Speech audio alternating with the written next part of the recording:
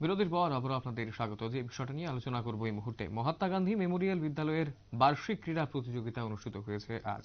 এই অনুষ্ঠানের উদ্বোধন করেছেন বিশিষ্ট সমাজসেবক রাজীব ভট্টাচার্য সহ অন্যান্যরা।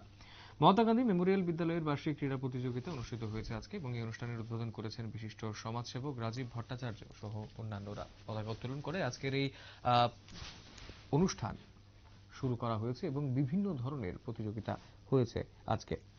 এই প্রতিযোগিতাকে কেন্দ্র করে ব্যাপক উৎসাহ উদ্দীপনা লক্ষ্য করা গেছে ছাত্রছাত্রীদের মধ্যে। ক্যারাটে থেকে শুরু করে নানান অ্যাথলেটিক্স ইভেন্ট সবকিছুই হয়েছে বার্ষিক ক্রীড়া প্রতিযোগিতায়।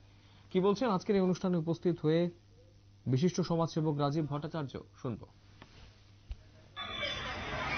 বক্তব্য দেওয়ার বিশেষ প্রয়োজনীয়তা নেই, কারণ বাচ্চারা অপেক্ষা করছেন কোন সময় তাদের স্পোর্টস ইভেন্ট হবে আর তারা সেই কম্পিটিশনে অংশগ্রহণ করে তাদের পুরস্কার গ্রহণ করবে।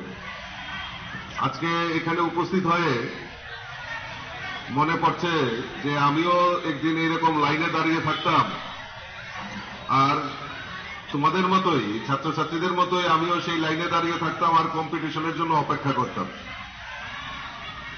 তো এই যে ছাত্র জীবন, সেটা তো পঠন পাঠনের সময়, তার পাশাপাশি পুঁথিগত শিক্ষায় আমরা শিক্ষিত হব, আমরা হয়তো ডিগ্রি অর্জন করব, কিন্তু বাস্তবে আমাদেরকে এই সমাজের জন্য কিছু করারও এগিয়ে আসার আহ্বান আমি ছাত্রছাত্রীদের কাছে রাখছি। আমাদের সমাজ কলুষিত হচ্ছে, আমাদের সমাজকে ধ্বংস করার চেষ্টা হচ্ছে, তার হাত থেকে আমাদেরকে সকলে মিলে আমাদের রক্ষা করতে হবে। আর এই খেলাধুলার মান ত্রিপুরা রাজ্য এখন পৃথিবীর মধ্যে নাম করা এই কারণে, কারণ অনেক ইন্টারন্যাশনাল প্লেয়ারও আমাদের এই ত্রিপুরা রাজ্য থেকে পার্টিসিপেট করে।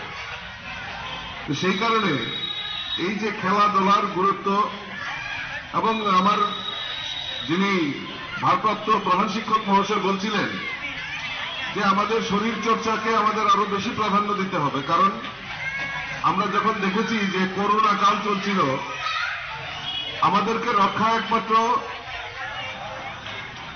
যে আমাদের শারীরিক সক্ষমতার কারণেই করোনা আমাদেরকে বিশেষ গ্রাস করতে পারে।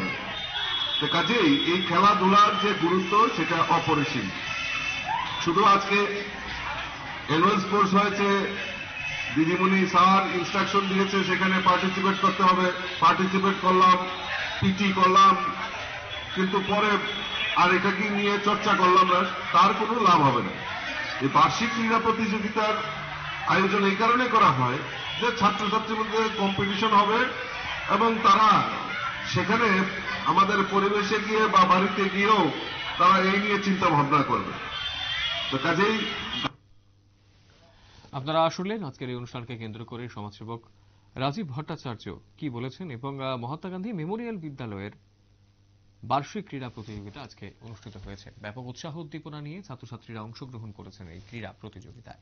সময় ছোট বিজ্ঞাপন বিরতি, রয়েছে অন্যান্য সংবাদ, সঙ্গে থাকবেন।